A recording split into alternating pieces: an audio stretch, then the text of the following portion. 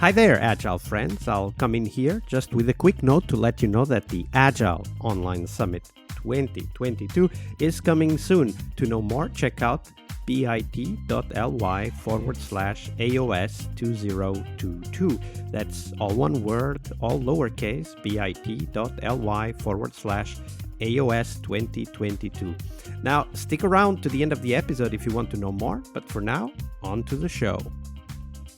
Hello, everybody. Welcome to one more week of the Scrum Master Toolbox podcast. And this week, joining us from Toronto in Canada is Shahin Sheidaei. Hey, Shahin, welcome to the show.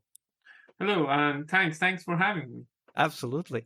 So Shahin is an Agile, Lean, and Success coach, also an international speaker, a transformation expert, and an entrepreneur. Shahin is a passionate organizational designer focusing on organizational performance, and is also the founder and principal coach at Elevate Change. So, Shahin, that was a short intro. Tell us a little bit more about yourself, and how did you end up becoming a Scrum Master? The story of me becoming a Scrum Master is a fun story. But myself, I started my career as a developer. I went to a software engineering school. I become a software engineer. At that time, we learned many things, but I ended up becoming a developer. And I always knew that there's more than just development to delivering a good software until I found my path as a Scrum Master. I typically introduce myself as a troublemaker and problem solver. So in the organization, and that's that goes together, right? That goes together, yeah. I promise them that goes together, not one of them only coming there for you guys. And I started I'm a perfectionist, if you may say, when it comes to work, when you want to deliver something. And as a software developer, I had the same mindset. So I was very hard at work to make sure that the code that we deliver is perfect. Like we have thought about many things in it, right? It's architecturally good enough for future, like nothing like using the best design patterns out there and all that. And I was so proud of my work. One time we were jammed to work and make the deadline, and we did make the deadline. But what happened is that the client, the customers of the client didn't use what we worked for. And at that point, I was just blaming everything on the project manager. The project manager doesn't know anything. He cannot talk the language of developers. If he knew, like he could tell the other party what we are developing, what they can use, what they cannot use, right? And so that was my trigger to finding out how can I deliver a better software. Not deliver software better, but deliver better software, because that's another part of the equation when it comes to software. And I figured out at that time, it was I guess 10, 12 years ago.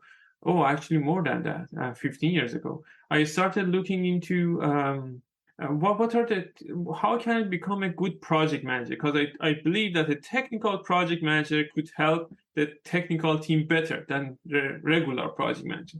So I was looking to be finding a job as a project manager, finding out that I need to have a certification, found out that the PMI is a certification body. And then I realized that if you want to become a certified with PMI, you need to have 4 years of experience as a project manager. I'm like, okay, so I want to get the certification to become a project manager.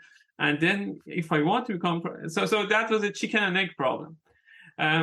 So I was digging up, and I emailed them, and one person told me that, oh, there is this new thing that came about the Scrum.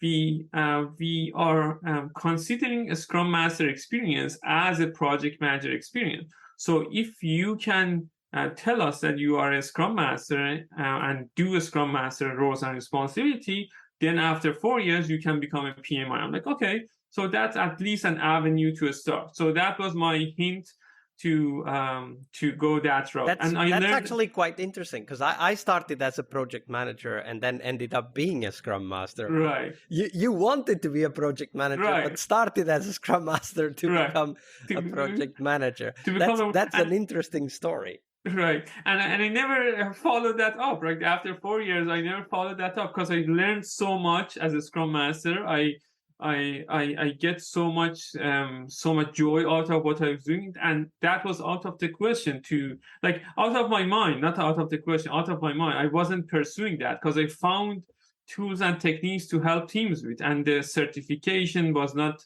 meant anything anymore for me, right? So through my journey, I learned many things, and yeah, that was my, and the way that I started, I went to my manager at that time. I started a new job. I went to my manager. I was hired as a senior developer. I went to my manager and said, I am the best Scrum Master that you can find. And he was like, I just hired you as a senior developer. One of our developer left. Like, what do you mean? I was giving him like, with my broken English, I was trying to convince him that me would be the best Scrum Master, but he didn't believe in that. So, and he was looking for a developer, and I said, yeah, do your development job, and we talk about it in a year or so, right?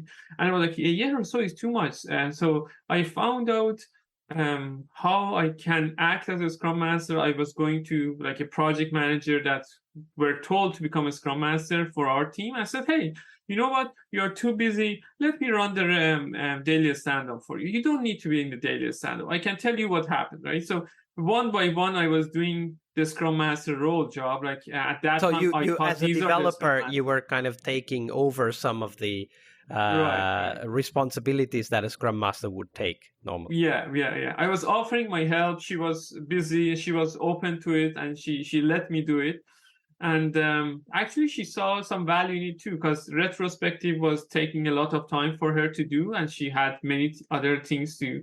She was mostly looking outwards from the team, right? So like dealing with all the other things, right? And inwards would be hard for her. So I was focusing on everything inward.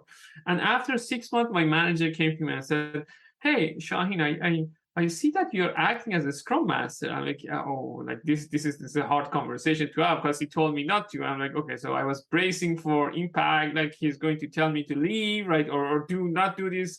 And he said, I hear that you're doing a good job, so I want you to stop doing your development. I'm going to hire a developer and help other Scrum Master. And that was the act of leadership at all levels that we talk about, right? Like that manager, like that I had, and still I'm very fond of him and still in contact with him. He helped me to grow in a potential that I had, right? If it So wasn't for and of course, when we do that growth, we very often go through some difficult moments. And today is right. Monday here on the podcast, so obviously we want to hear one of those stories. Shahin, tell us a story of a moment where you, as a Scrum Master, you did your best, but at that time the best just wasn't good enough. Tell us the story first. We'll dive into the details later, but tell us that Right. story. Yeah. This is a continuation of this story, and I was helping other Scrum Masters. But at some point, from the organization perspective, they came consultant to make the organization leaner and more investment from the investment eye better, like, so they wanted to show better revenue and all that, and they said that we are going to change the whole structure and whole process that we do. And one of the things was that all the people that are deemed developer, they are going to go to a pool of development, and we are going to a development So service kind they of restructured the restructure organization. the whole organization. It was a huge organization across Canada. And my manager didn't have anything to help me with because it was out of his hand. And he came back and said, Shahin, I know you are doing a Scrum Master job, you're doing an amazing job, but this is out of my hand. And we have to ask you go back to development, and then we have to figure out what to do. And from my perspective, that was a failure. Like, from my manager was perfect, like he knew my value, but from the organization perspective, I failed, right? That to show the value that I'm bringing as a Scrum Master, right? That they are going this way. I remember I wrote 2 pages that night, and went to my manager, booked a one-on-one with him, and I said, hey, these are the values that I'm bringing as a Scrum Master versus the value that I can bring as a developer, and these are the value that you need to focus on rather me developing for you. And if you don't see value in these ones, I'm sure like other organizations would see value. So I was ready for him to say, no, this is what I want to do, development. And he was ready to resign at that moment. But I had brought my list of argument with myself. So at that point, he was very touched, and he said, "Let me find see what I can do." And he went couple of levels above himself to get an exception for me to stay there. And my title was still like a developer, but no one would. I wasn't assigned to any development services anymore. So I was roaming around and doing what I was doing best. So that was how I remember, like, and it was very hard time to have that conversation, because I was there only a year or two, a year and a half. I was just getting my feet with the Scrum Mastership. I really liked it. I didn't want to let it go. I didn't know if I go outside of the organization, do they take me as a Scrum Master? It was a very risky move, right? But I didn't want to leave that, because I really love that story, because a lot of the guests that we've had here on the podcast, and I bet many of our listeners as well, they have found that Scrum Master is not just a career path, it's not just a role, but it's a little bit like a calling, right? Like it's a vocation. It's something that comes from within us, that we feel that, okay, this is my identity. I believe in this. I believe in this type of work. And I think that the story that you just shared is actually a great reminder for those of us who are perhaps now considering, should I just shut up and be a developer? I just had a conversation on our Scrum Master Toolbox Slack this week about this topic, actually. A developer who thinks that they can bring a lot of value as a Scrum Master, but they aren't sure whether they should bring it up. And you just showed through your story a testimonial of how important it is to be very clear about, if this is a vocation, if this is something that I believe in and I believe is a good thing for me, I have to fight for it, right? Right. Yeah, exactly. I mean, encourage all developers to find that, right? If not all developers to find becoming a Scrum Master, but becoming what's their calling, right? I know lots of developers that's their calling, but it wasn't for me. After I got introduced to more than development there. And one of the parts of your story that you shared is actually rather important, is that you have to be ready to quit, and that's okay. Yeah. Because sometimes the organization you're in at that moment is just not the right organization for what you have to bring. Right. Yeah, great story. Thank you for sharing that, Shahin. No problem. Hi there, Agile friends. Thank you for sticking around to know more about this year's Agile Online Summit. The summit will have 4 keynotes and 4 tracks you will not want to miss. The keynotes will touch on critical topics for us, from delivering on time to helping you to focus on sustainability. The 4 tracks are tools, so we'll focus on tools you need to excel at your job, but also your mission. We'll also have a track on sustainability, which is, of course, about people and their sustainable pace, but it's also about how do we bring sustainability to the products and the planet we inhabit.